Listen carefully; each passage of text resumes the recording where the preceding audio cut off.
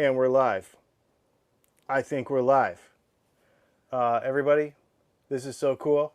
We have some cool stuff to show you tonight and some exciting stuff we've been working on all day we'll tell you about, and a bunch of questions that came in from Patreon. So far, so good.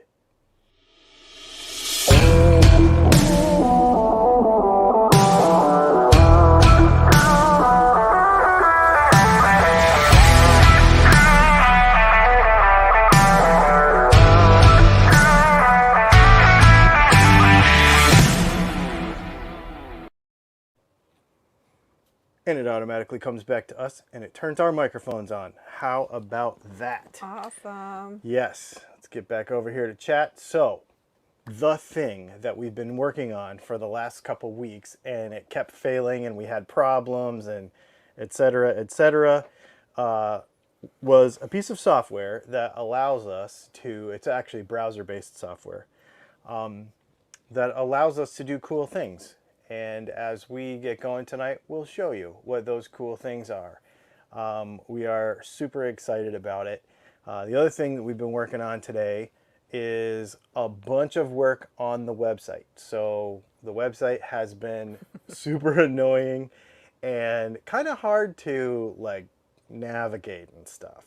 And so we've been simplifying it, changing up the menu. And I don't know if you've been following us on our Instagram lately, but I would recommend that you do because, is it this one? Because, well, you know, I got a new camera and I'm like really having fun. And so we're going to completely redo all the artwork on the website. I want to really upgrade the whole, well, you'll see. You'll see tomorrow in tomorrow's video that comes out, actually, kind of some of the feel that we're going for right now, and I'm super excited about it. So, and we've got people, and we can tell that they're YouTube members. We don't know what super chats look like yet, but let me show you something here. Let's see. Brett Johnson, he's a member, and he said hey, and we can put his comment on the screen. How about that? Right? So hi, Brett. Brett Johnson, good to see you. That's pretty cool. Who else we got here? I think Ivan is here. He's a YouTube member. He clicked that little button down there. Who else we got? Dennis. Cool. See, there's just tons of people here. See, isn't this fun? So anyway, and I think when we get super chats, we'll be able to kick them up there too. So we'll just have to see how this works. I'm not 100% sure. Leslie's got her phone going. Just in case. Just in case. So for those of you that are not familiar, as we are getting our introductions out of the way, there is a super chat. Woohoo! And it does work, and we can put it up on the screen. Oh, that looks great. Awesome. Thanks, Ivan. Thank you so much, Ivan, for the metric money. We appreciate that. We'll try to buy some metric beer with it. Oh, and it even does. Oh, dang. Look at y'all showing up. This is awesome. Everybody. How do I do it? Okay. Right there. Yeah. Jeffrey McRickard, thank you. Thank you so much. I appreciate that. And who else we got here just sent us a super chat too? Oh, he's got the best name. John Own 6 can't play any righty. What do super chats look like? So y'all got to find out with us too. This is what they look like. Super cool. Thanks, y'all. So we'd been doing a bunch of testing, but we were doing it in private.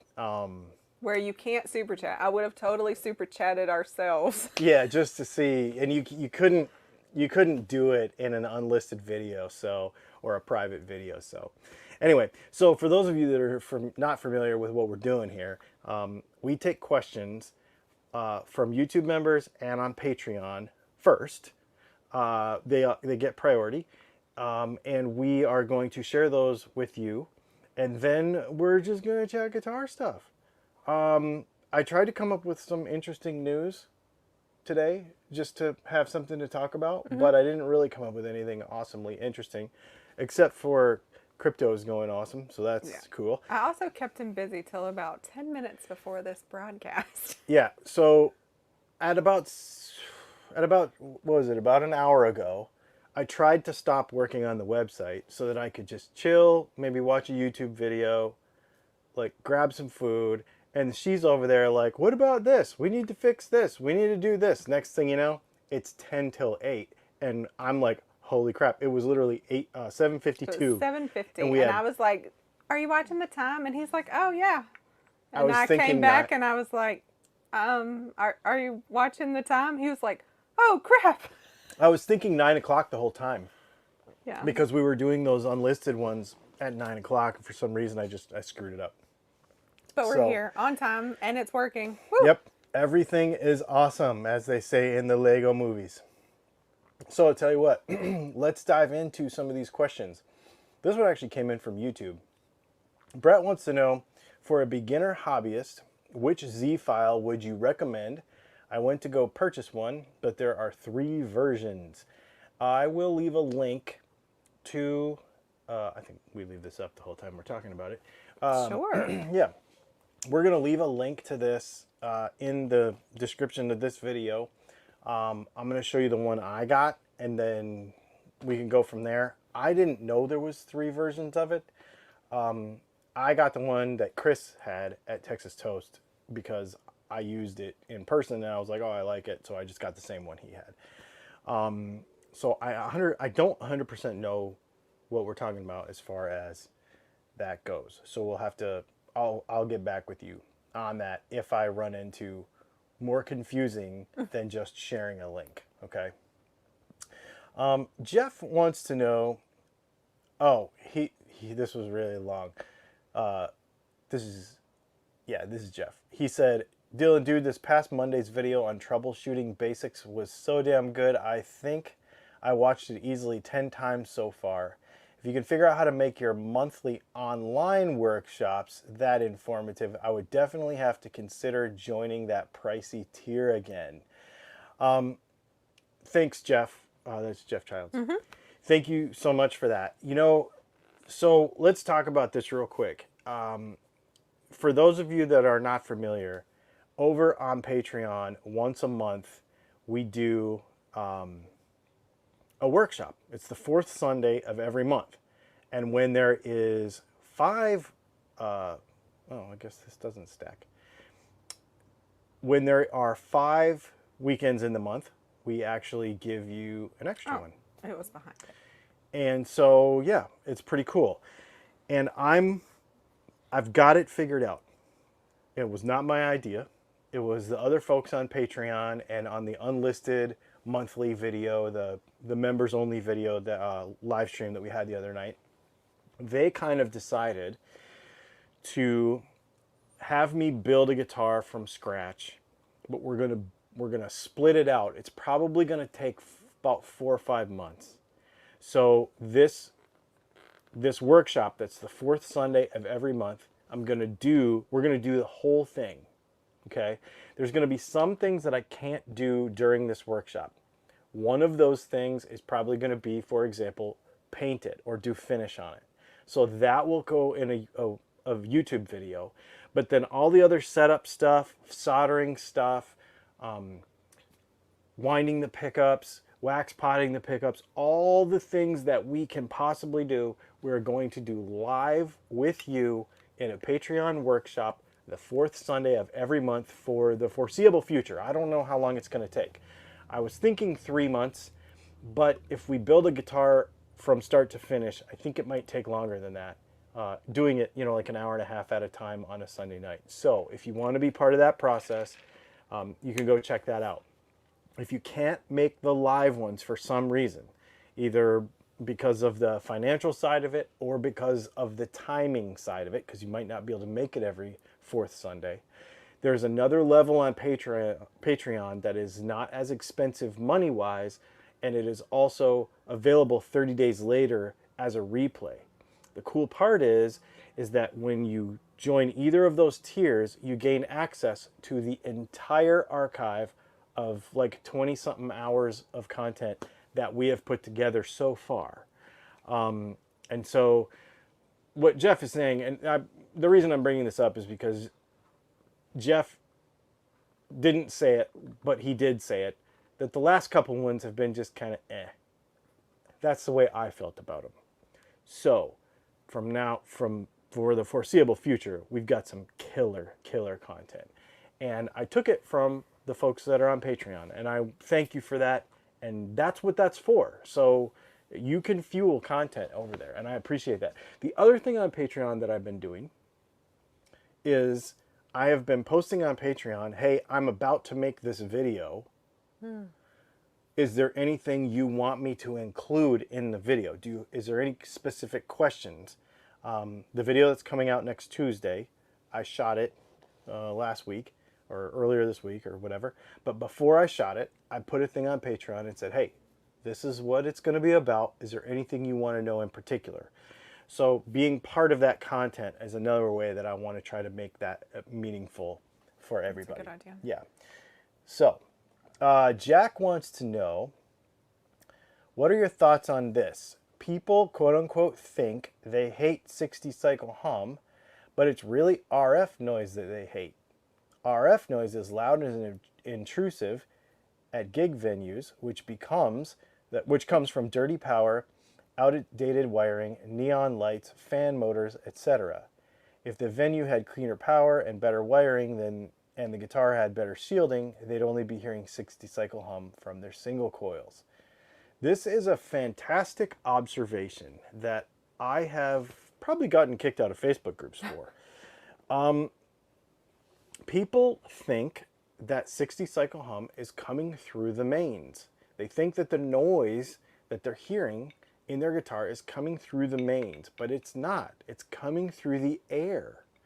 The RF that's all around us, ballast lights, anything that has a power transformer in it is going to put off electromagnetic interference or radio frequency interference.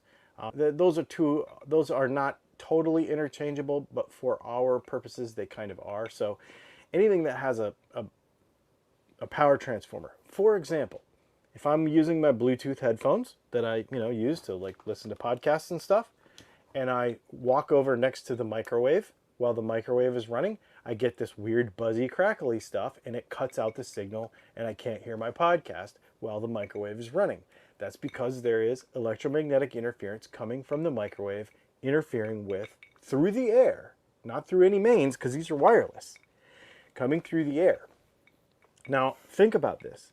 Your guitar has a coil in it, the pickup, that is acting as an antenna that is basically picking up the same exact thing.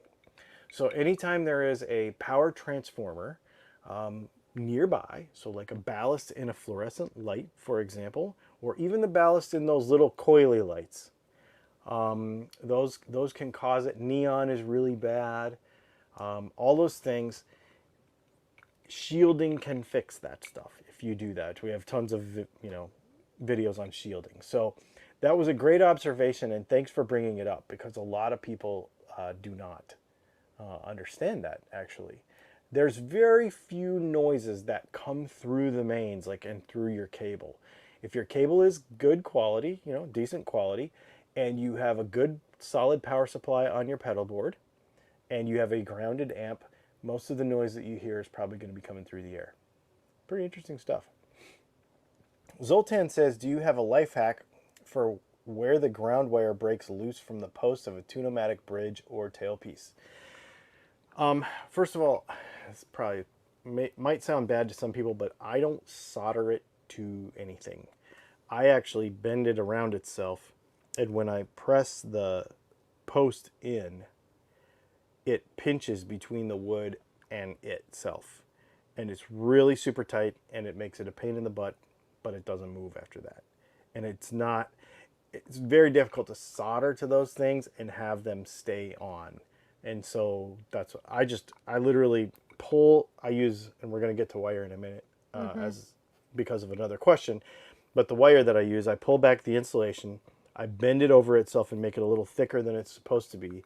And then I put it backwards through the hole, and then when I press that insert in, it pinches it between there.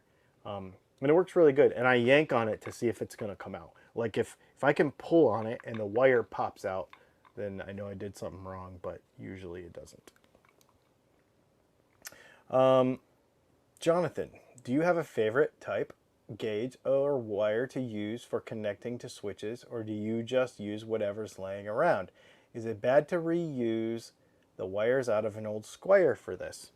I'm not really that picky about wire, and I don't think people need to be that picky about wire. I'll show you what I use because I do have it here.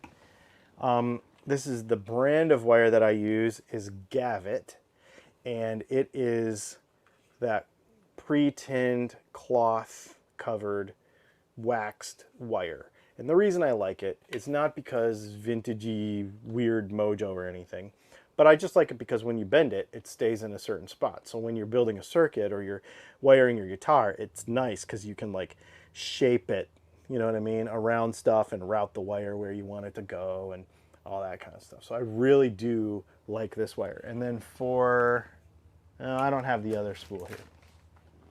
And then I have another spool of wire that I use that is 24 gauge, I think. And it's vinyl, you know, like PVC coated wire for humbuckers and stuff. PVC coated wire is awesome because it's smaller. Like the insulation is smaller, it fits through smaller holes, and it fits through smaller like raceways and drilled channels and stuff inside of guitars, where this cloth stuff gets thick really fast. Like if you have 2 or 3 of them, if you have 3 of them twisted together, this cloth stuff, it won't fit through a lot of holes. So you have to use that thinner stuff. It doesn't matter. We're talking millivolts, man. We're talking like there's no current, you know, we're talking like 300 millivolts. So wire doesn't really matter as long as the solder joints are good. And people will argue about shielding it and having shielded wire to the output jack and all that kind of stuff, but it's only this far. It's not. You know, if it was 100 feet, it's one thing. If it's 20 feet, it's one thing, but not 4 inches. Not going to hurt nothing. And then somebody else must have seen this comment because Jeff says, speaking of wire, I remember a few years back a wire for pickups that was blue. I don't remember who made it, but I believe it was supposed to produce a warmer bluesy tone, hence the color. Do you remember this? And have you ever tried it? Or is it just a gimmick? Jeff, do me a favor and send me a link to that wire. I am curious about it because I have never heard of it. He said he doesn't remember though. I think he's asking. Yeah. Do you remember? I don't remember it. I've never, I mean, I've used blue coil wire before, but it didn't have, remember I made those weird custom pickups for somebody, maybe in Connecticut or something, and we ordered wire specifically for it. We've had some crazy colors. Yeah, we've had some crazy colors over the years. But I don't recall anything about coil wire having any crazy tonal whatever. You know, of course, there's like the really fancy silver wire that's really hard to use and super expensive and not worth it. And there's, of course, there's other, you know, coatings and stuff.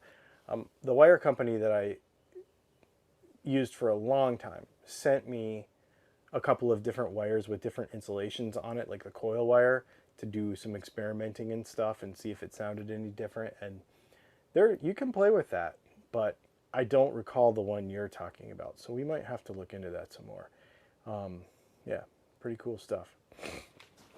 All right, so we're gonna scroll back up. Yeah. And catch some comments since we were over on that channel. What's the beverage tonight? Oh, this is Tire Fire. I'm still working on that bottle. I really like it. Jeffrey McCrickard said he has some Old Forester 1920 Prohibition style. Oh, very nice. Old Forester is, I had some Old Forester 14 something, 17 something. I don't remember. It was a number. And I'm just going to share this one. So, oh, I must have clicked on something. My bad. Your video quality is great. I clicked on something. Oh, but thank you. Same user, so that was random. Charles says, I really enjoyed the last two. And he's talking about the Patreon things. They may not have had a lot of structure, but the content that was covered I thought was good, and I enjoyed hanging out. So, yeah, one of the really fun things about the way we were doing the last couple was being able to spend time on, you know, other people's, I don't want to say other people's problems, other people's projects. Like, you know, Charles is working on a couple of cool things, and I think Rob was working on a couple of cool things, and he was bringing his projects and, hey, you know, how do I solve this problem or that problem? And we were able to talk about it as a group, which is really fun, which we will still be able to do during these other things. But I wanted to have like a stronger backbone to it, and not have it be so like, if there's nothing cool to talk about, we're just going to stare at each other. Like, I wanted the whole time to They've be. never just stared at each other, by the way. No, that's true. So what time are your live monthly classes on the fourth Sundays? They are at 8 o'clock Eastern time. Yep, they are at 8 o'clock Eastern time. BC Rich said, Gavit, is it possible to see a link? He said in the stream. I don't know that we have one handy. We could. Can I put that in the, when I go back through, because I'm like time stamping all this stuff. Oh, I got to timestamp tomorrow's video. When I do these videos, I'm time stamping everything now. So when I timestamp it, I'll go in, and by tomorrow at 9 o'clock or 10 o'clock in the morning, it'll all be there. These lives take me probably an hour to an hour and a half to go through and timestamp. It takes a long time because you literally have to watch it and type the stuff in and et cetera, et cetera. Oh, he said he just found it. Okay, good. Good. That's spam. Yeah, I would say that would be spam. Because we probably can't report spam in this viewer. That would be super cool. Oh, I can. You can block user. No, I can. I just usually do that. Oh. They're probably just popping in. It doesn't matter. Yeah, cool. Awesome. You enjoying the improvements on the channel? Dude, we're trying, man. We are trying. Get in the chat if you have any questions. Any questions or super chats is at this point, because we actually used up all of our Patreon questions for the week. And we also went back to wireless labs this week. Last week, I was using a shotgun mic overhead, and it clipped a lot. I went back and listened to it again, and I just didn't like it. So I could probably play with it some more, but we went back to these. Yeah. Jeffrey says, Dylan, I'm not trying to put you on blast. I was just curious if you got my email about the 335 body we talked about a couple of weeks ago. I know you're busy, just wanted to make sure. Dude, I am so sorry. That must be a yes. Yeah. Jeff, you have my number or a way to get my number?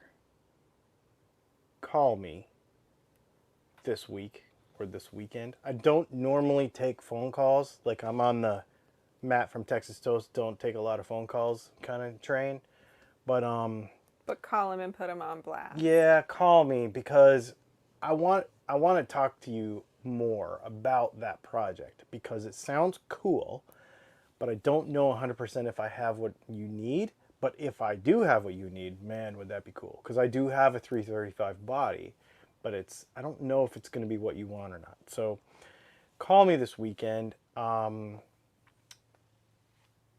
Yeah, I'm pretty sure. Well, I know you can call my brother and get my number if you don't have it. He said yeah. So I think that means he can get it or he's got it. Okay, cool. Oh, we forgot something. Oh, yeah. Oh, yeah, no worries, dude. No worries about it at all. Absolutely no worries at all. I think it's going to be a neat project. It's it's going to be one of a kind, and I want to make sure that what I have is something that you will be able to use. Right. So, sorry about the aerial. I cut it off. So Dennis says, me with the hammer. So the funny thing is, that's what I do for a living. what? Ban people inappropriate who are inappropriate. Oh, yeah. Yeah. So Leslie actually moderates a chat for a living, really, pretty much. Not really, but kind of. And yeah, so she bands. You have like some kind of, what's it called? We call it hell banding. Yeah. We put them in like a alternate universe. I actually had to ban somebody last night. It's been a long time. We have a pretty good channel. We have pretty awesome people in our comments. And as we grow more, we have it's an interesting thing that happens, right? So there's all of you, and you are here every week. Most of you are here every week. There may be some new faces in here, which is really, really fun. And then what'll happen is we'll hit some sort of like next level or something, and we'll get a whole bunch of new people. And those new people won't be super familiar with like the climate around here. Like we don't have a lot of like hating going on, you know, in the videos or in the comments or anything. And then every once in a while you'll get a new guy. That guy wasn't new though. He's been around for a long time. And he started saying a bunch of racist stuff. Like, because I'm not white. Not cool, man. Yeah. Yeah. And he literally said a bunch of racist stuff because I'm not white. And I was like, whoa, you're out of here, dude. So it's the first time in a long time that I've actually had to do that. And then he said some nasty stuff about her too, which people have said mean stuff about her. I mean, it's going to happen from time to time. But that one I was like, nope, not racist stuff. That's out. So he was out. First time in a while though. So, you know, it happens. Yeah, and so to skip around on the comments, Yeah. speaking of positivity and the environment here, somebody said, is this for real? People thinking bobbin color affects tone, gold wire, or copper. Doesn't matter.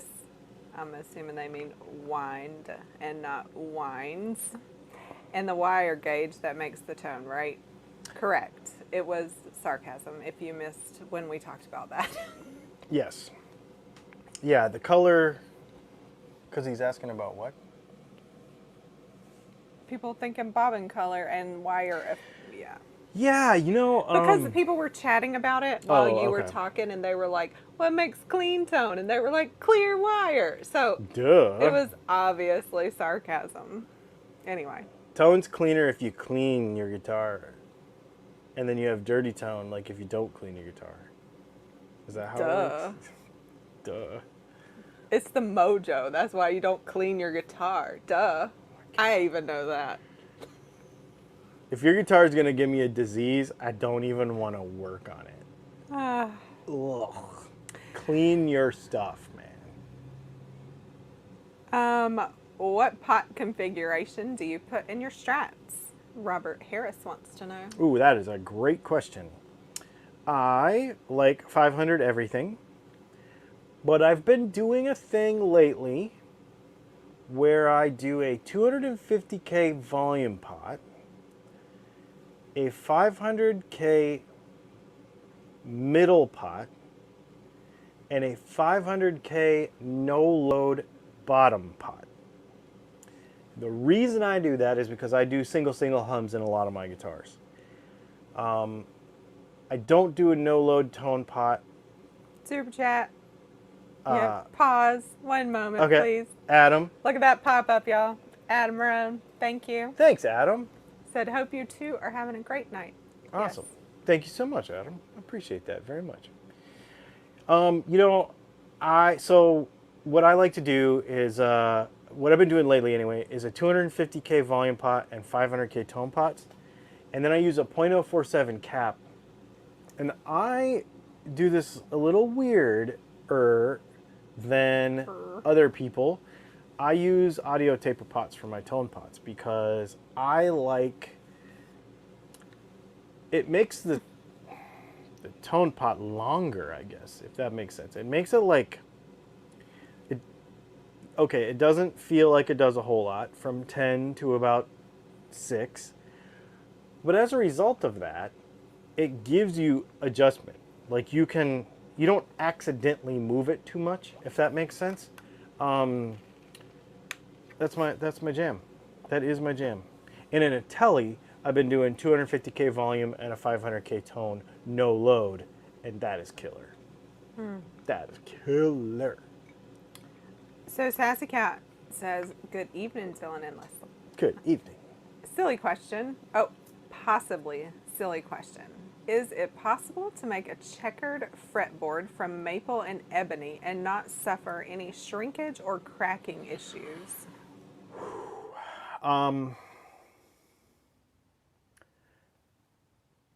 You'd have to ask Matt at Texas Toast about this to be sure. My experience has been when messing with this, because I did try something similar to this. Maple and ebony's probably,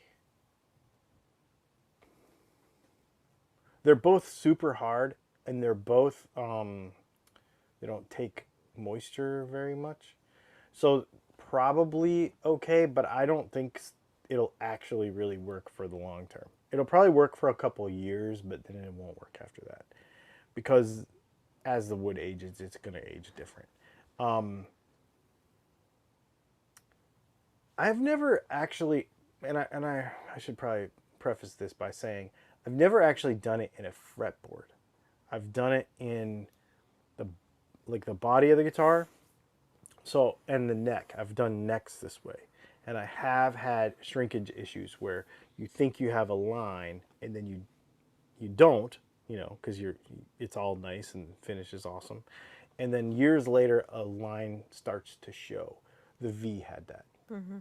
And it was mahogany, ebony, carbon fiber, and maple. You remember my crazy fancy V? That started to show a line in the back, and I had to fix it. So that was not the fretboard, though. Yes. So somebody said, what happened to the kazoo for Super Chats? So that was like 2 programs ago. So we had one we were regularly using. It was an app. It didn't have some features that we wanted, mainly being able to display your comments. So we tried something new last week. That failed us. So now we're trying something new that so far we really love, but it doesn't have a kazoo. Yes. And frankly, I'm kind of okay with that because I would rather display your comments than to create an interrupting noise. Our main thing was we want to make it more interactive, and especially those And folks, that was the tool we had at the time. Yes. But we found out we could do better. For a long time I was using multiple, you probably saw, I think I've showed it a few times. It was basically where I could network an iPhone and an iPad together and control everything with my iPhone or with my iPad. But now what we have is my Canon EOS R that I shoot all my videos on. That's why the video quality went up. And that's why the video quality went up. And so we're still only broadcasting in 720, but the camera is just so good, and especially in a lower light situation, because, it's not, lighting this place is really, really difficult, actually. Yeah. So we have a hard time lighting it. So it's better now. We can highlight Evan's. Oh, yeah. I just bought the 2020 Epiphone Les Paul 59 outfit. It plays like a charm. Please post some pictures of that in the Facebook group, the Dylan Talks Tone Facebook group. That would be amazing. And also on Patreon, if you would. That'd be cool. Because you're on Patreon, I think. Robert Harris wants to know, what's your favorite Strat year? My favorite Strat year.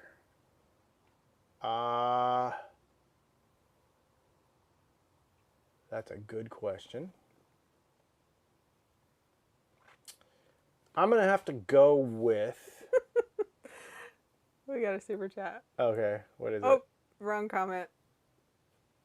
A super chat from Doc. Hello. We didn't say hello to you today. Ooh, aged rum. I actually have some aged rum. It says for me, not for you. All right. Well, well. Thanks, Doc. Does it have to be metric? Because I think that's metric money. Because he's from Canada. Canada. Mm-hmm. Let's see. My favorite Strat year. I'm going to go with 63. 63 to 66, in that range. My favorite Fenders, period, are the leftover CBS transition kind of things until about early 67. I do not like early Strats because I think the three switch Strats were meant to have a 5-way switch. I don't care if they only came with a 3-way switch when they first came out. And I also don't like super fat U-shaped necks. I'm not a big U neck guy. So I like the thinner, like basically the C neck that came out later. And so I would say 64 to 66 is going to be my favorite. And I also like just I don't know, just the way the logos looked in the mid 60s. They call them the transition years. My flat 6 pickups, our Telly pickups, came from, basically evolved from, my buddy bought a 1966 Telly, a transition Telly. It was his first vintage guitar, actually. He paid $5,000 for it, and all the pots were crap, and the bridge pickup was really microphonic. So he gave it to me for a couple of weeks. This was years ago, and I was like, I think I can make a set of pickups that'll sound exactly like this, because this is the best sounding Telly I've ever heard, and even to this day, probably one of the best sounding Tellys I've ever heard. I'm going to make a set of pickups that sounds like this, but I'm going to make them flat so that people with more modern guitars can get away with using them and not have to worry about goofy stuff. So that's why they call the flat 6, because I name most of my pickups after engines. And so, and I'm a Volkswagen Audi Porsche nut. So, yeah. So that's why it's called that. But that's that same era of guitar. Those necks, the way the fretboards are thinner. They don't have the big slab on them. Well, some of them. Just really cool. That's my favorite. That's my favorite. I never thought about that until you asked that question, by the way. Well, that's cool then. Yeah. I like these insightful questions. So, whoever Wayne Hussey is, I wish I knew their real name. I think I do, but he just emailed me. His name is Doug. No. no. I restored an old Aria Cardinal series last week, and the 500K tone pots were actually mislabeled 250K pots. Oh, no wow. wonder a former owner disconnected them. Have you seen weird stuff like that before? David. His name is David Couch? He just told me, David. He might not want everybody to know that. Okay. He just said David. His name's David. Yeah. His name's not David Couch, though. He's from Denmark. I was just looking at your email. Oh, and speaking of that, just wondering if you got the lipstick pickups, blah, blah, blah. I will send you some screws, but I do not have enough to do all of them, but maybe I will by the time I send you your pickups. The lipstick pickups, so I don't make lipstick pickups anymore. But Nobody knows what you're talking about.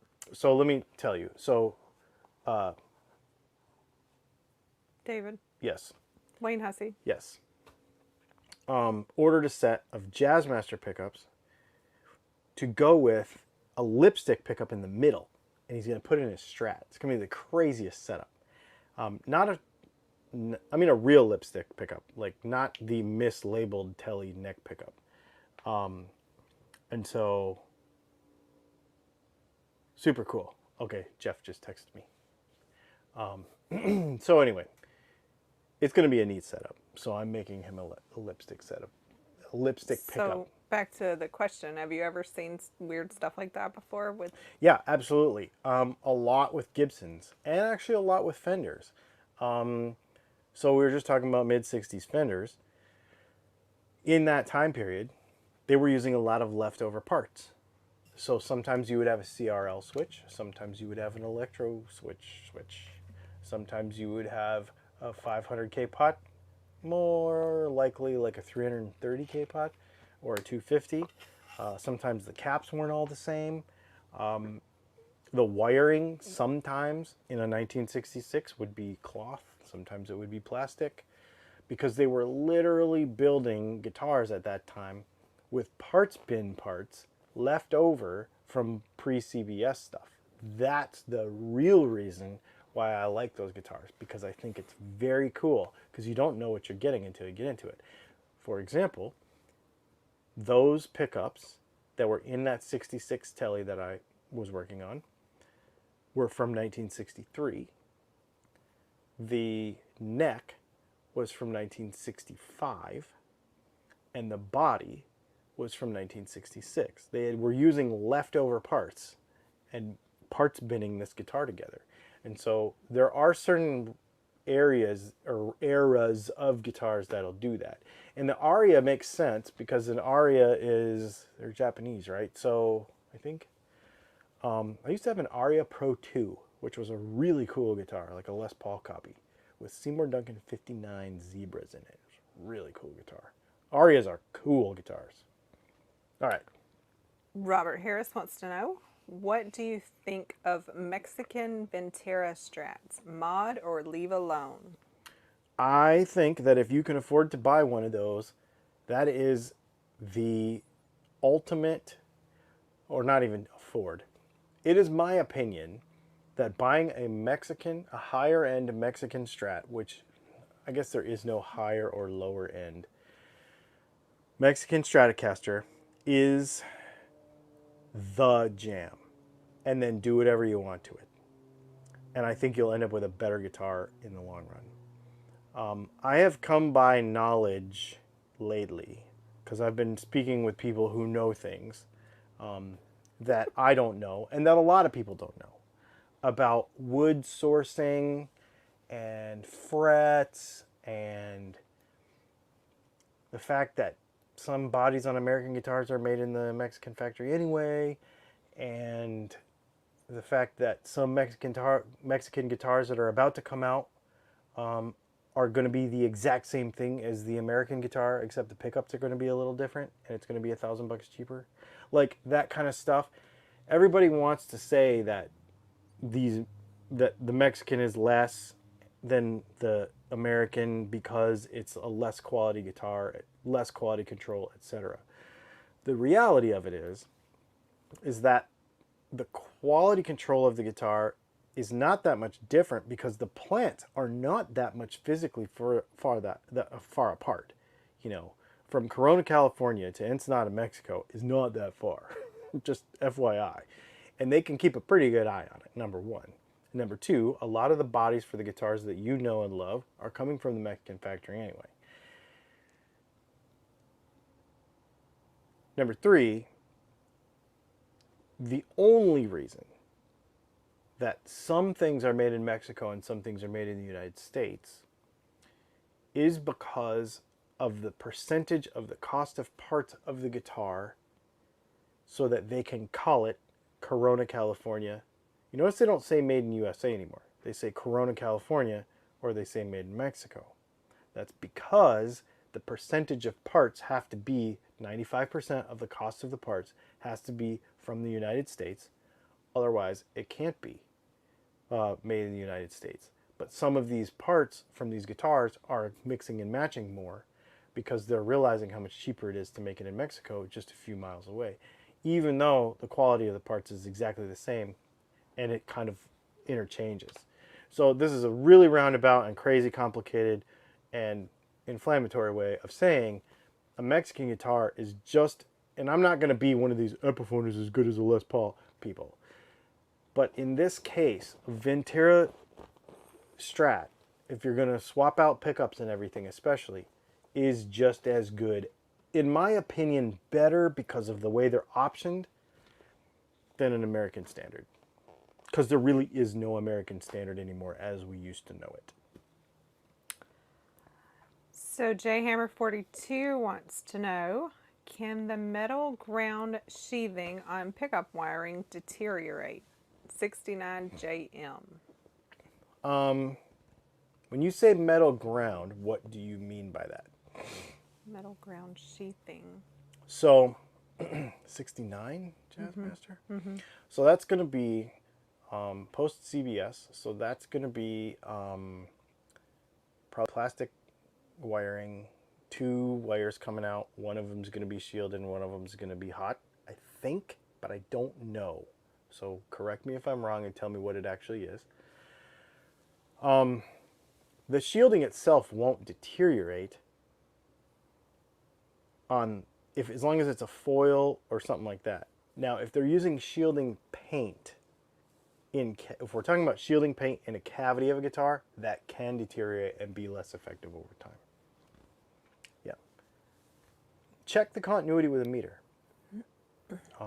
Just put one side of your meter on one part and put it on the other part, and if you don't have continuity, the shielding doesn't work. That's how you check, is continuity. So Phil says, do you think they might have done that when they started making guitars in Mexico? Mine seems to have some good electronics. And then he said around 2001. So something I'm learning about Fender, because like I said, I've learned a lot, and where I'm learning this from, let's just say it's a good source. And people that work at Fender, people that deal with Fender on a daily basis, people that have worked at Fender very recently and have worked on products that you know and love and maybe hate that just came out. Acoustasonic. So, what was this question again? About do you think they started that when they went to, So, because his electronics are good? 2001 is still good. I want to say it's about 2005 or 6 that the pickups changed. And they started putting like really like Squire-y kind of stuff in them for a while. But that has changed back. Okay? And for those of you that are kind of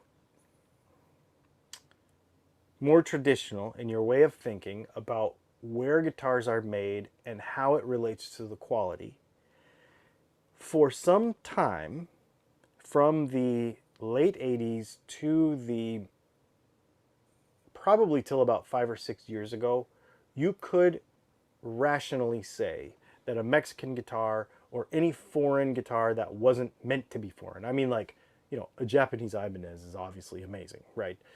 But like any lower line guitar that was foreign made, that was supposed to be American made, but you bought the foreign one, was lesser. But I believe, in fact I know 100% for sure, for real, that Fender is changing that. And what I think that's one of the reasons why it says Corona, California on their guitars now, because I think they don't care where their guitars are made. What they're trying to do is put a quality instrument into every slot in the price point. So I'm working on a video about this, and maybe you have just inspired me to finish this video. But to keep straight, let's take Stratocasters, for example. What's what? Because there's American Ultra, there's American Pro, there's the American Vintage, the one that's $2,000, which is actually the closest to a Fender. The Fender Traditional, I think, that's the $2,000 one, is the closest one to the American Standard.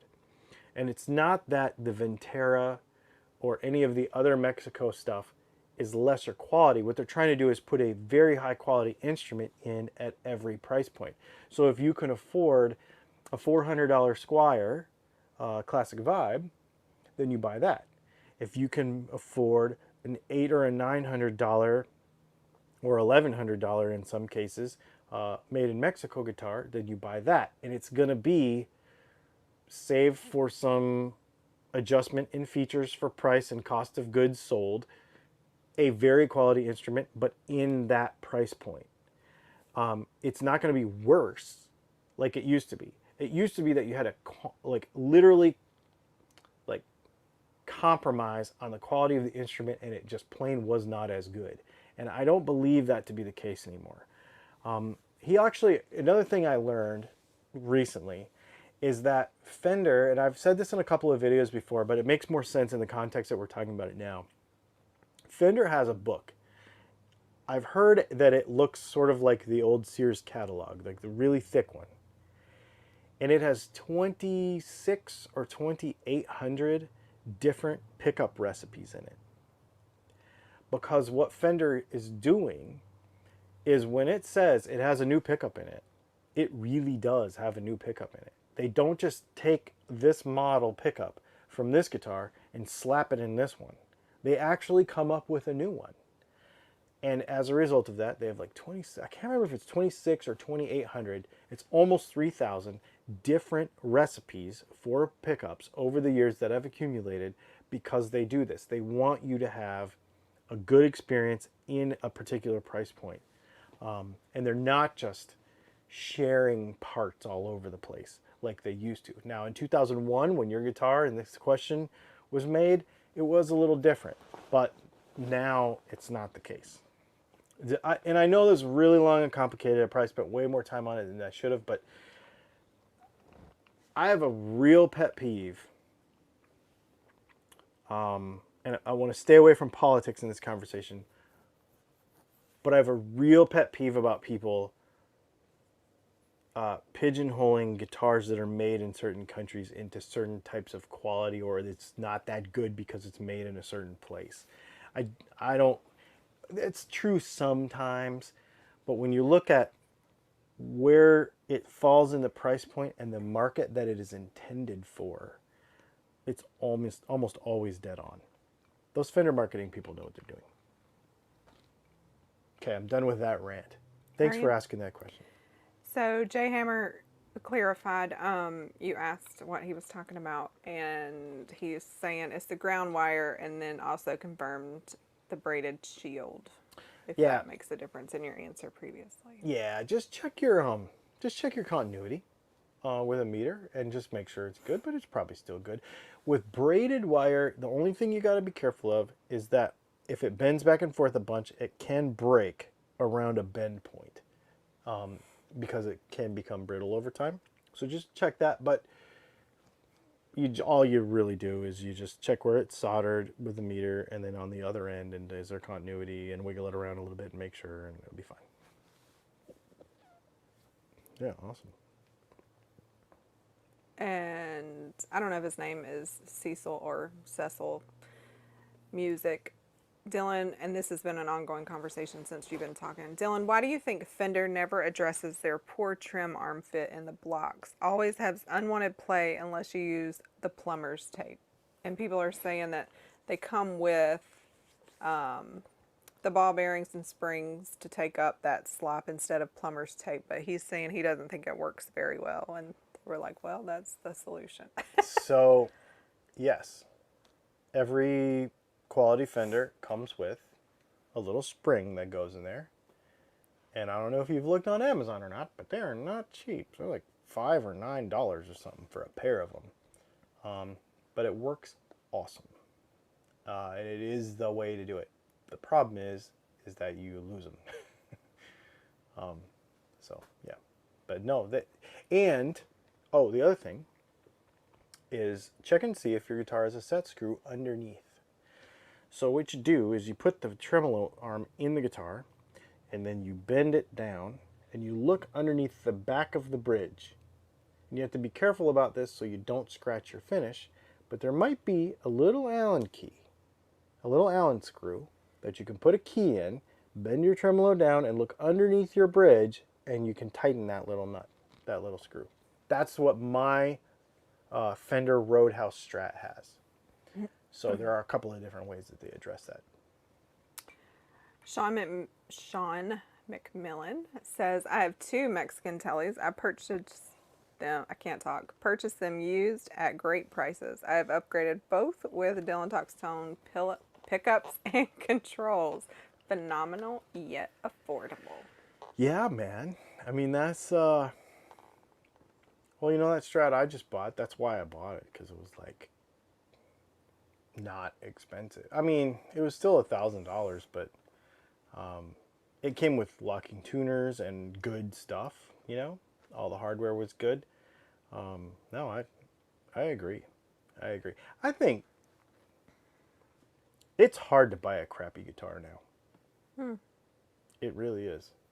Even the, how did I forget the name? Kolos? Yes. No, that was a crappy guitar. You know, somebody jumped down my throat about that in a YouTube comment the other day, and I didn't reply to it because I'm not replying to negative stuff anymore, but because they were like, I can't believe you're like shilling for this company, and I was like, no, I ran it over with my truck. I'm pretty, yeah. And they're like, yeah, but you still said nice things about it, and I'm like, I did, because I wanted it to be amazing. Yeah. Such a cool idea. To have that modular thing with alternative materials and a 3D printed neck, like that is so cool. And if it worked, it would change the world. It really would. But it just didn't because the execution wasn't very good. But I wish and I hope actually they probably won't send me another one. But I hope that the 2022 Kolos is awesome. Yeah. Or 2023, or however long it takes them to get it right. I hope it's amazing. And I would play one and have one because I think it's awesome. I love innovation. Jeffrey Egan said, I bought an American Performer Series Strat over the Professional Series because I like the pickups better and it was a couple $100 cheaper. So just to show that Yeah. your taste is different too. So Well, and that's that's the thing because like the Professional and the Performer are different, and one of them has noiseless pickups in it, and the other one has something else in it, and they have, you know, I mean they're all different, and that's why I want to do this video. I want to do a video that kind of breaks down, kind of like what we did with the Squires last year, because it's hard to know, like when you go to fender.com, like what are you even buying, and why are you buying what you're buying, and what should you buy, you know? I'm going to let you read that question because I don't know shorthand guitar lingo. Dylan, what are pickups like in a 2020 MIM Player Strat? They are What's it? MIM. made in Mexico. Oh. They're my least favorite, besides the noiseless ones. So if it was me, and I'm me, and I guess I am me, I would buy an MIM Player Strat, and then I would replace the pots, and then I would put our Classic 5 Strat pickups in it. That would be my move for that guitar, because that guitar is very good, but those pickups are not that good. I'm the Telly ones too. The Telly ones aren't that good either. Yeah. Stanbert, hi Dylan and Leslie. Love the channel. What are your recommendations for a Hum single pickup configuration for rock blues, as well as your own? What pickups for this setup? Hi from Australia. I was just gonna say, Stan's from Australia. Yeah, somebody already said, hello Australia, how's life in the future? Like in the middle Yeah. of the friggin' night. What time is it there, No, Stan? it's daytime, right? Oh, I guess it is, yeah. Yeah. How's Friday? Yeah, how's Friday going for you? Okay, so what are your recommendations for HSS, for rock and blues? I would do, if it was me, And you're you. and I am me, my favorite setup is actually the one that Jeffrey Egan just got. A set of our Classic 5 neck and middle pickups, and then a center punch bridge pickup with a coil split. And then do what we said earlier with a 250K volume pot, 500K tone, and another 500K tone. Coil split on the bridge pickup, and then you add the little extra wire so that you can have the bottom tone be separate just for the bridge. So what it ends up being is Your neck and your middle pickup are on the second tone pot, or the first tone pot, and then the bridge is on the bottom one. And it's awesome. Then you kind of have the best of both worlds. That, in my opinion, is the jam for a Strat setup. That's my favorite. I should do that to my own guitar, actually. I don't even have that for myself. I should do that to mine. Well, I've been testing Strat pickups lately, so True. yeah. So, Brett Johnson, I apologize. I saw you say this earlier and it got lost amidst all the other color conversations that was happening. So I thought it was, I didn't know his question. He wants to know color combinations for a tortoise pick guard. Whew. You're like buying the pick guard first and then building a guitar around it, or that's it, man. I'm always gonna go with like a. Jeffrey said his is 3 singles, by the way. Oh, Jeffrey's is 3 singles. That's right. Jeffrey Egan got the one with the he got the one with those clear bobbins that I ordered and tested. Those were not cheap.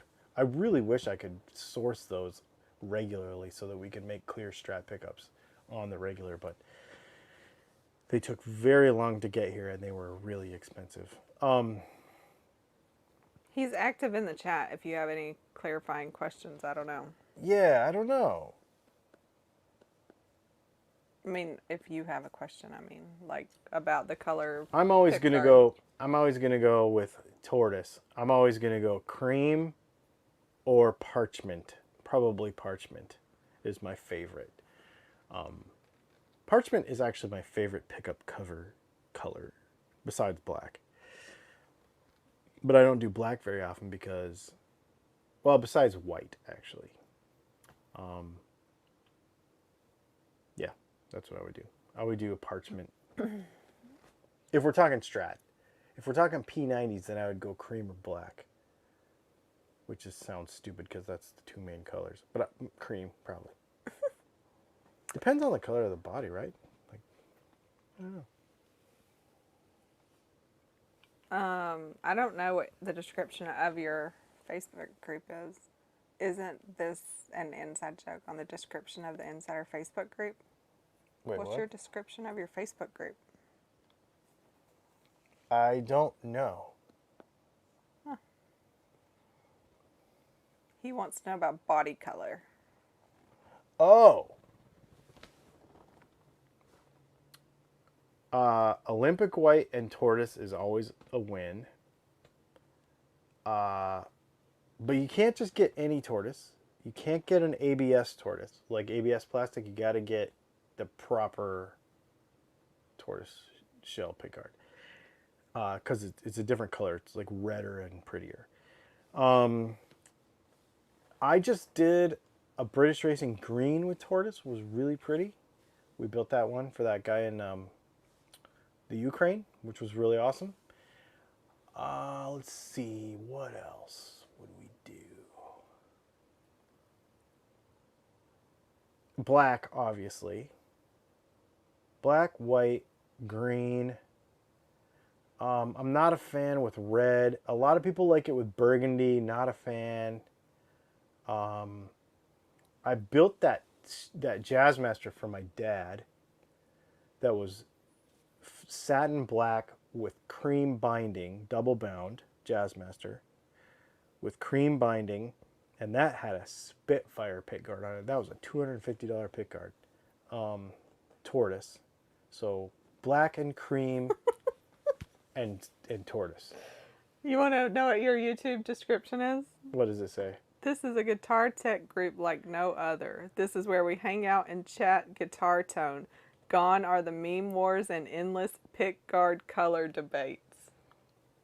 Oh, man. You know what's so funny about that? Okay, so when and I still feel this way. When I created the group, I wanted it to be not like all these other Facebook groups. That he was kicked out of. That I was kicked out of for being honest about stuff. Like, I'm not a mean person, but and I think a lot of people take me wrong with some of this stuff, but if here's how I am about this stuff. Accountability. If you say something on the internet, I don't just say, oh, it's the internet. I say, you are a person. So if you say that to me, whatever it is, I'm going to hold you to whatever you said. And people do not like that. They don't like that. They want the anonymity of the internet.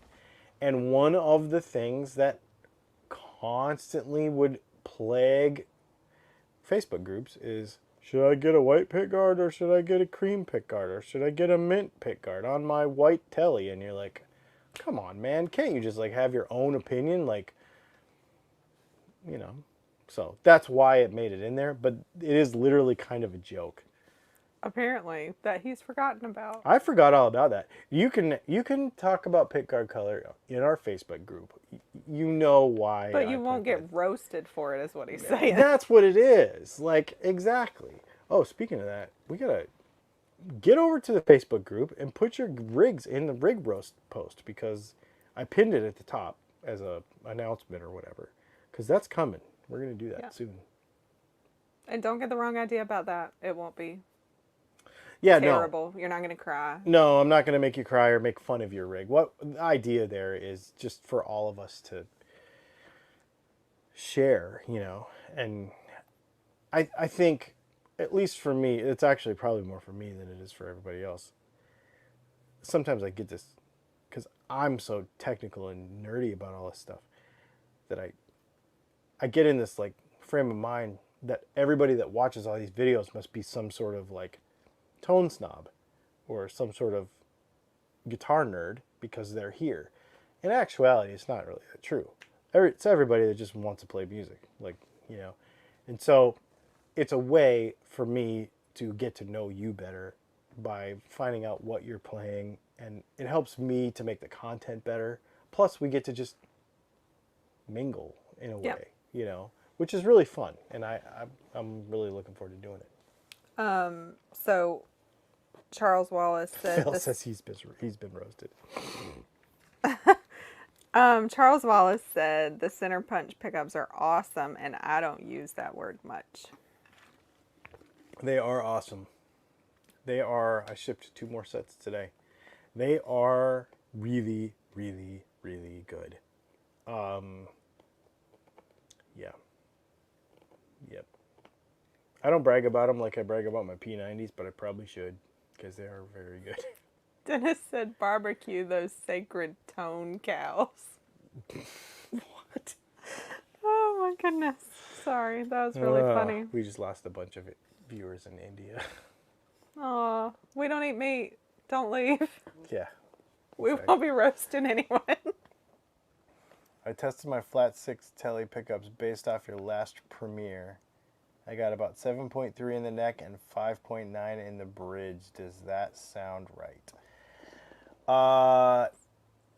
Yeah, probably a little more in the bridge is normal, but that's an interesting one that you brought up. I want to say it's probably about 6.2 or something. 6.2, 6.3. So, those flat 6 telly pickups are interesting because the neck pickup is wound to a higher resistance than the bridge pickup.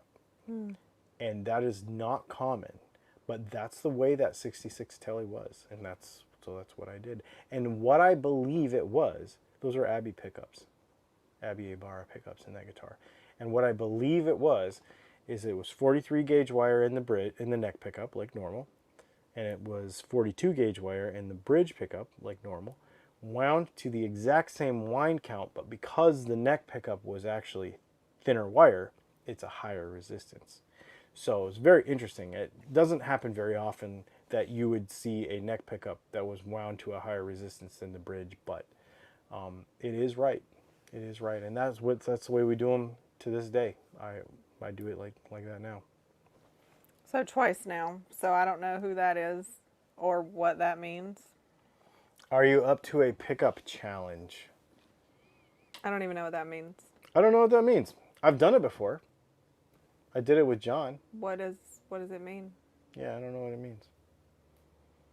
Yeah, that'd be interesting to find out what that means. Charles says he's here because he enjoys your personality. Does this mean you've never met Charles in person? I'm just kidding. I don't know, but out of 54,000 people, he's the only one that has ever said that. So I don't know what that Oh my means. goodness, that's funny. Oh, you're awesome, Charles. I will say, Charles is here every time, and I do Oh, he appreciate said, that. I would love for you to put your own spin on my pickup design. Dude, send me a set. I'll totally make a video about it too. That's the other thing. I'm not, just so everybody knows, if you're in the comments or you're watching this in the future, I'm not like a, this is only Dylan Pickups place. Like, I mean, No, obviously, we are friends with other pickup we are, builders. yeah, we have really good friendships with, I mean, Tim McNally's a friend of mine, John Gorentz is a friend of mine. And I used to sell parts to a bunch of different pickup builders. Like, yeah, man, send them, bring them on, man. We'll put them in a guitar. I'll play them. I'll play them and try them and make a video about them and shout out your YouTube channel and whatever. Like, why not? Or your website or whatever it is. I don't care. I mean, unless they like really suck, but I kind of doubt it. Oh, he said he's designed a 4-coil humbucker. That's cool, man. Yes, please. That's cool. Yes, please. Go to my website right now, dylantalkstone.com. Go to the bottom, hit the little contact button, and send me an email, and let's get it on. I want to, yes. That would be super That's cool. cool, yeah. Oh, by the way, the Dylan Pickups Trident parts are coming. They should be here tomorrow or Saturday. What is that? The 3-coil humbucker Oh, that somebody dared me to put in the Great Guitar Build-Off guitar. And since then, I love this whole Trident thing because, you know, Maserati has that Trident. I watched a whole documentary on Amazon Prime the other night about Maserati, and they have that Trident thing. The Trident name is, you know, me and cars and motors and stuff. Awesome. Awesome, awesome. This is so fun. I'm glad this is all working so well. I really am. so I think it's interesting when people say how they found you. Oh, yeah? So Sean McMillan said, by the way, I started following you because of your truss rod setup videos. Holy smokes, that was a long time ago. Yeah. Yeah. You know, it's funny. I watch. Thank you, Sean. I appreciate that. And I actually see, he's one of the names, you know, that I see, even in the Facebook group and stuff, and in other groups on Facebook when I was in them. I left pretty much all of those groups just because I'm so busy that I don't have time to spend in them really. But I do remember his name a lot, and I love that. I think that's so awesome. Thank you so much. So Fat Philosopher, hello in Oh, Japan. hey, man. He said, question, I was thinking of putting one of your Strat size P90s in my Strat. What is the best position for a P90 in a Strat? I am thinking bridge. Yeah, they're gnarly. They're super gnarly hot. Yeah, they're super gnarly hot. Oh, by the way, everybody, speaking of, I just want to mention it because, you know, Fat Philosopher, he's another one. He's been around for a long time, like following what we do. I have a bunch of stuff that we've used in videos that I don't need anymore. That I think what I'm going to do, and I think I've said this in a couple of videos, so I've started to do it a little bit. But you know, I've got, what are those pickups? Lace Illumitones. Like I've got 3 or 4 of those maybe left. I've got I've got a 2.4 gigahertz wireless system. Remember that cheap wireless system I reviewed in California? That's sitting up there. I've got a microphone. I've got some other stuff. So here's what I'm going to do. Y'all order stuff from me. And when you order, I'm going to randomly be putting stuff in orders when it leaves to just get rid of this stuff and let you all try it. YouTube and Patreon got mad at me for doing giveaways with this stuff because of legal things. So I figured, well, what else could we do? Not the people, the platforms. Yeah, it's just in there. When you look through all their rules and stuff, they have all these rules about how contests are supposed to be done, and it's really complicated and blah, blah, blah. And I'm like, well, let me just give them to the people that have been so awesome to us. So if you order something, you might see something cool in there. Yeah. So I still don't know if it's Cecil or Cecil Music. Said, Dylan, what are your thoughts on titanium saddles? Just an excuse to charge more?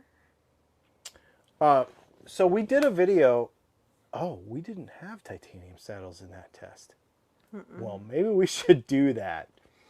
And T Rose Pickup sent you a message with his YouTube information, by the way. Thank you so much, dude. I need to do a video about titanium. Titanium is legit, man. It works. It sounds different for sure. I don't think we had. What do we have? When we did the telly one about a year ago or 2 years ago, man, that was a long time. It was in the old house, so it had to be a year and a half ago at least.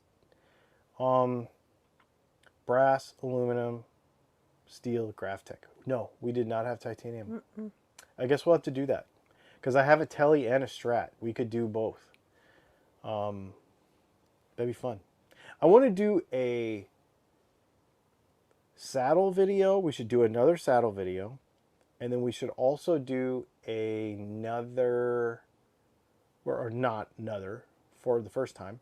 We should do a trem block video. Because I've never done a trem block video. Like brass versus steel, tungsten, whatever. Yeah, awesome.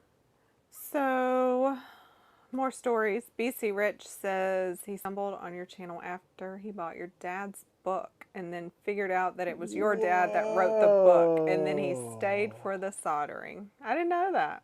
That's cool. Dude, that's so cool. So, for those of you that are not familiar, here, just so we can use a feature, I'm going to show you something. And so those of you that follow what we do probably already know this. But because I got this cool new thing, I want to share it with you. And I'll show you what I'm talking about here. Chrome tab. There we go. Oh, how does that work? Oh, it did Okay, work. so see this shirt right here? That Bert's Guitar Studio sign is actually the guitar store that started it all. This is on Dylan Talks Tone. This is in our merch, our Dylan gear section, like where you can buy t-shirts and stuff. Dylan Talks Tone, like these t-shirts and stuff. But this one, Bert's Guitar Studio, this shirt is really special because this is the actual sign. My brother still has this sign. I actually had him take the picture for this shirt of the guitar store that we had when I was a little kid. My dad is an absolutely accomplished jazz guitarist. He's unbelievable. He played professionally. He quit when I was very young playing professionally. He won't even tell me like the super famous people that he played music with. He won't even tell me who it is. But what I'm getting to is he wrote a book about guitar theory, and it's available on Amazon. I'll try to find the link to it, and I will put that in the description of this video as well. He is his method and how he teaches guitar is so different than it's not the normal. It's a really cool way to learn theory. So if you have been curious about theory or had a hard time with it, this book is very, very cool. And he wrote it about, I don't know, 10 years ago or so. And it's Had to be more than that. really, it was, I'm sure. I don't know. Anyway, it's very cool. Wow, that's really neat, man. So then we'll go backwards. So related to the sign and that story, Jeffrey said he has a picture of himself playing Rock Band in front of that sign, which is hilarious. Jeffrey's friends with my brother, Yeah. so that makes sense, yeah. But he said, I started watching Dylan when I saw a video about him explaining the difference between Strat, P90s, and Jazzmaster pickups. I didn't realize who he was until my wife said, hey, that's Dylan. Yeah. That's I've so funny. I've actually known Jeff's wife. I actually don't know Jeff really that well. Right. But I've known his wife for years. Yeah. It's so funny. No, super cool. It's crazy how we make these connections. I'm hoping that as the world becomes less COVID-y, that we can make some more connections in person. It's something that when we bought this motorhome and we made this major life change, it was part of the plan to connect with more people and not just be a YouTube channel, but, I mean, I would like to see it. I'd like to see a time when, and I know we're not like millions of viewers, like followers and all this junk, so maybe it'll be farther in the future, but I would like to see a time where we had like 2 or 3 times a year or twice a year, something like a in-person workshop, and we did stuff. You know what I mean? Like, Yeah. somebody just ordered a pickup. I wonder if somebody ordered a pickup While we were talking in here. while we were talking, and maybe it's somebody that's here. Let's just see, just because. I get these little notifications on my phone. Maybe it's one of you. Maybe it's one of you. Nope. And not So- anybody that's spoken up, anyways. There is a semi-negative comment posted. It is. It is. Fat Philosopher just ordered that pickup. Thanks, dude. Yeah. I just didn't know what his real name was, so Yeah. now I do. But I'm sending it to Japan, so very cool. He said it was me. I just ordered the pickup. Awesome. No, that's cool. Thanks, dude. Yeah, we'll get that going. It'll probably ship in about a week or week and a half, something like that. So somebody said, I got a Gretsch with a humbucker that you said sounded awful and you ripped it apart, but you lie. I don't care, quote, your honest opinion. It sounds amazing. You at some point miss facts with your lame opinion. Sorry. First of all, great. It's awesome that you love it. Nobody ever tells you not to love what you have. I haven't even been a part of these conversations, but I'm always here behind the scenes. I always hear the intention. She's listening, yeah. And it is never the intention. Like, he's sharing knowledge. Will he not like everything? Sure. Like, do you like everything? Probably not. But it's awesome if you love what you have. Never, when he has taken something apart, typically to see how it works, has he said, you should rip this out and get rid of it, ever. Yeah, so that's it is an interesting comment in the respect, and again, we don't dwell on this negative stuff very often, but to flip it around to I think it's great a that more he loves positive it. thing. Yeah. I'm glad that you love what you have. Yeah. Being content with what you have is awesome, and loving what you have is awesome. And I'm a huge proponent on this channel in every video. In fact, you'll see it on Tuesday when we talk about a $35 microphone. That kind of actually sucks. But if it's what you can afford, if you like it, every guitar is good if you like it. If it sounds good to you, then it's good. The thing is and the reason, and maybe people got the wrong impression when we do this, but when I buy a guitar, I buy it for the purpose of sharing how to mod things. So when I bought that Gretsch, I bought it with the purpose of taking it all apart and making it into something crazy, right? Like we engineered a bridge for it that wasn't supposed to go on it. We put a Bigsby on it. Am I a fan of the pickup? No, but you have to remember that I make pickups. So I can make something that sounds better than that pickup, basically no matter what.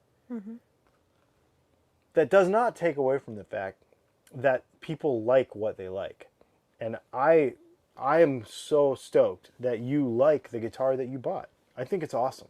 And that you're I think here, yes. and that it's Yeah. okay to have a differing opinion. No, exactly. No, and I think it's awesome. And I'm glad that you like that guitar. And you may, and the other thing too is, even with really inexpensive guitars, there's a lot of folks like yourself. There's a couple of different things to think about here. One is you like what you like and you like what you have. That is awesome. Also, there are other folks, Jack White, for example, Somebody just used him as an example. who plays a less expensive guitar with pickups and sounds that the normal tone snob Yep. may disagree with, but he finds a way to make a sound that inspires him. And that is all that matters. And I think this comment right here is super cool in the respect that it's what makes the world go round. And I wish that more people in more Facebook groups and in more YouTube comments would say that I have this guitar and there's nothing wrong with it and I really like it. It's just the way it is and I'm just going to play it like that. I wish more people would say that. Right. Now, how you bring that across and, is another thing, but I'm glad that you said that. I'm glad that you said that and you called me out on it because it gives us an opportunity to talk about what we do here and why. And I'm glad that you're a part of the conversation tonight for that reason. It's awesome. It's actually really awesome. So, yeah, and so that was just to finish the Jack White. Somebody else said Jack White made a career on guitars that people thought were awful when they left the factory. Yeah, Yeah. exactly. Yeah. It doesn't matter. No, I actually want to do a video. This is another video that I've had in my head of, there's a couple of videos that I kind of have in my head and I haven't figured out how to make sure, because I don't want to come across negative with this stuff, right?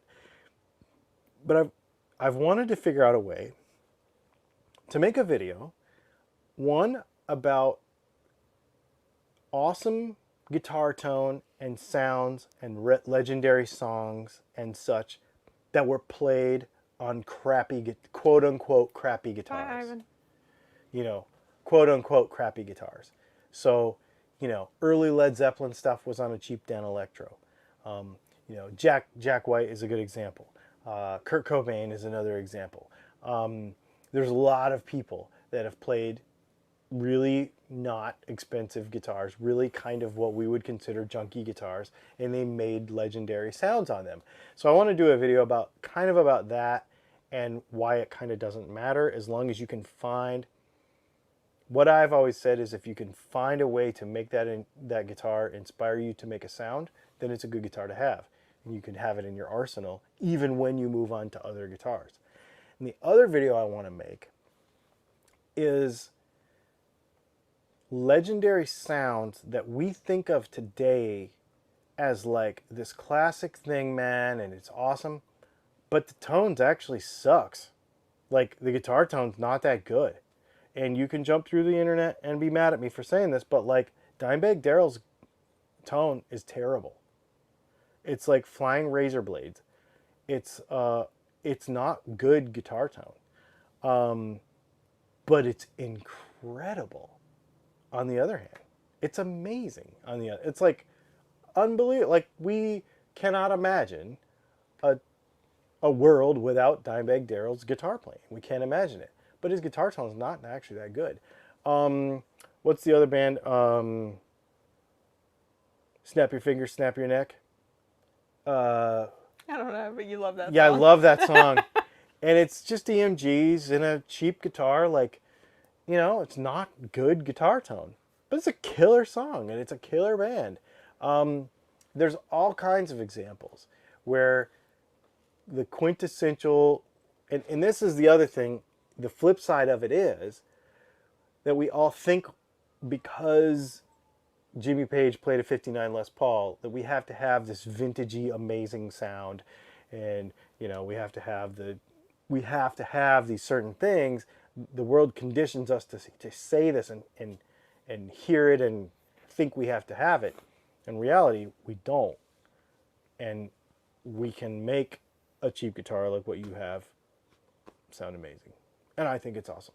And it's another thing that I could rant about for hours because I'm super passionate about making sure that everybody plays what they have. Well, we're an hour and a half in, so you don't have Holy hours smokes. to rant. Scott Milsom did ask, how can I buy your pickups? DylanTalksTone.com. That's how. Somebody else said, I'm looking at your website looking for a new humbucker. I couldn't find the spec for spacing for the poles. Do you have F spacing for your pickups? We make 50 and 52 millimeter pickups. That is Joe. So, Joe, there's that answer. So when you find a product you want to take a peek at, make sure you do the drop down and all the specs are there and the variants available. The thing is, you can run a 52 millimeter on a Strat and it'll be fine, or a Telly, it'll be fine. Yep.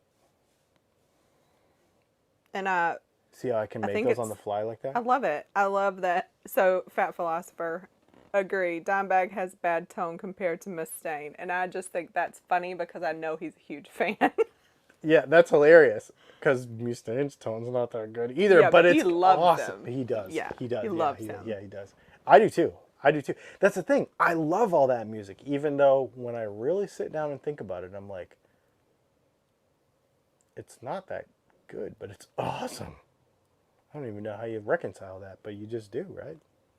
Thanks for watching from Japan tonight. I don't even know what time it is there either. Yeah, and so Tim I say learn to play well and make every guitar sound good. And so the interesting thing about that comment to me is most people still sound like themselves no matter what they play. That's exactly right. Like, it's just how you play. That's exactly right. And what I think, you heard me talk about this during Jazz Master Acoustasonic videos. What I think is, I don't care what guitar it is. I don't care how crappy the guitar may seem to be, or whatever. It doesn't matter. If I can find, I'm all about sounds. I'm all about finding a sound. You know, if the guitar has a thing and I can mix it together with some other stuff and put a fuzz pedal over here and whatever, and it has a sound, then I'm okay with it. And what's really interesting is the folks that do this professionally, who actually make a living at it, for example, one of my buddies is, and I'm not going to name drop, but I'll just tell you who he is. He plays for Reba McEntire. And you go in his house, and he's got like 200 guitars, and some of them are weird, and some of them are kind of crappy, and some of them, but he says, I use this guitar when I need this particular sound because it sounds this certain way. He doesn't mod anything. He let me put my pickups in 2 or 3 of his guitars, and he said that's the first time in forever that he's ever modded guitars because the pickups are that good. Self-plug. But the point is that whatever it is, it doesn't matter. Even if it's weird or it sucks or it's whatever, it makes a sound that works for a thing, and he has it. And all those guys that do that for a living, that's the way they do it. That's why they have 10 guitars. That's why everybody should have at least 5. Why not? Except you. I have 8. Wait. 1, 2, 3, 4, 5, 6. I have 6. So Gigi in stuff said, "Where are all these guitar built-off guitars? When is it over?" It's supposed to be over by the end of the month. I'm going to tell you For guys. the invitational. For the invitational. The other people have till the end of June, right? They do, and I'm going to tell you something right now. I don't know if I'm going to make it. Going for a power build, y'all. It's going to be some late nights, and it's going to literally be like on TV when you're like working 36 hours straight without stopping and like cussing a lot and sparks flying and stuff. Oh, Probably not, should but do some behind the scenes. I mean, it's going to be Vlog gnarly it. because I want to do some pretty ambitious things here, and I don't know. It's going to happen. I just don't know if it's going to happen on time. It has to happen on time, though. I don't know. We'll see. You told me it would. I'm going to try.